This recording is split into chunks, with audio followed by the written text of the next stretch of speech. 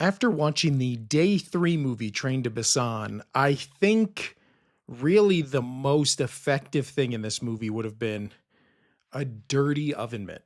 So many people get bitten in the hands in this movie. This is all they need to save them.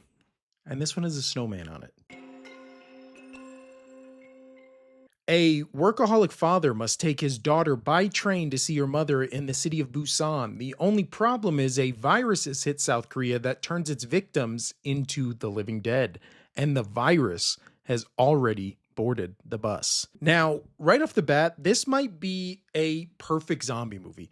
We get the tried and true opening scene of a deer being hit by a car. It pops back up. Its eyes look different. Simple, effective, perfect. And then for the next 20 minutes, we are just introduced to all our main characters, all our key players that we're going to be with through the rest of the film. Now, I am warning you right now. I am terrible at pronouncing names from America. There is no way I am not going to absolutely butcher these South Korean names. I apologize in advance. Gong Yu plays Seok Woo, a fund manager who puts work above everything else, including his daughter. But after a separation from his wife, his daughter lives with him, and her only birthday wish is to go see her mother in Busan. And so that is why we end up on the train to Busan. Now, once we are on the train, we are introduced to our other key characters. We are introduced to Ma Dong-sak and Jung Yu-mi, who are a couple with a baby on the way, and by far the two most likable people in this entire movie outside of the main character's young daughter, Kim Soo-won. We also have other side characters on the train, from an older woman and her mother to a Korean baseball team and one of the team's cheerleaders to one of the most cartoonishly evil movie villains, maybe of all time, the COO of Hate, played masterfully by Kim Woo-sung. The way the virus gets on the train is an infected girl just sort of runs past security and jumps onto the train. I mean, just right past one of the workers for the train, and then the train almost immediately just starts chugging along to Busan. I understand we have to get the virus on the train somehow, but I think it would have been much more effective if the girl just bit the train worker right before he got back on the train. I mean, we see so many people in this movie get bit on the hand already. Where's my oven mitt? Why not just one more, right? Or she could just jump onto him right before the door closes and be attacking him as the train is leaving the station, so they're both on the train. That's literally my one nitpick for this movie, is that it just makes no sense why this woman is about to turn into a zombie, and then she just sneaks past security and boards a train, especially when in the rest of the movie, whenever somebody is turning into a zombie, it appears to be an unbelievably painful experience, and not much of them seem up for a light jog in the middle of transitioning from the living to the living dead. Well, there's two nitpicks of the movie, because the phone call the main character has where it is explained to him that he is somehow connected to the outbreak. We didn't need that.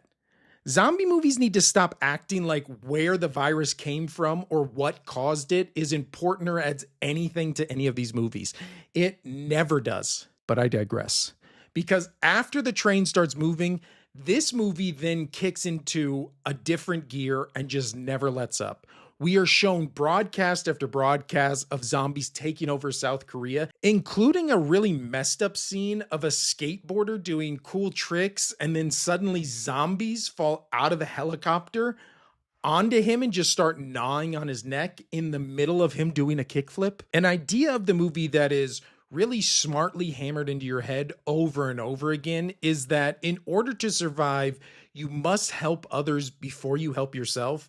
The selfish ones in this movie all die horrible, grisly deaths, and we see the main character over the course of the movie change from a selfish guy who almost lets a pregnant woman and her husband die to a changed man who, one of the most triumphant moments of the film is where he just screams, "We could have saved them," to a crowded train car filled with people only looking out for themselves. The movie really smartly has the main character and his daughter butting heads on the difference between right and wrong.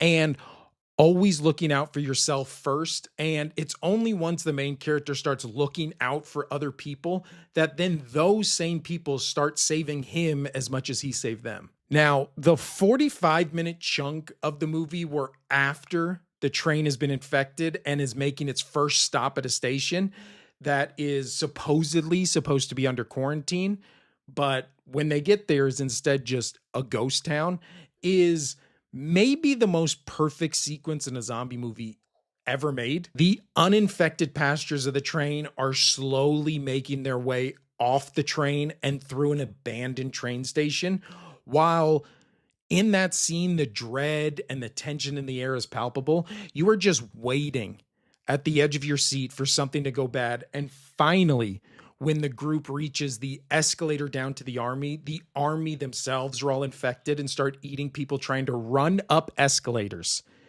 Outside of the car wash scene in the crazies, an escalator or train might be the scariest place to be attacked by zombies. Name me a scarier place.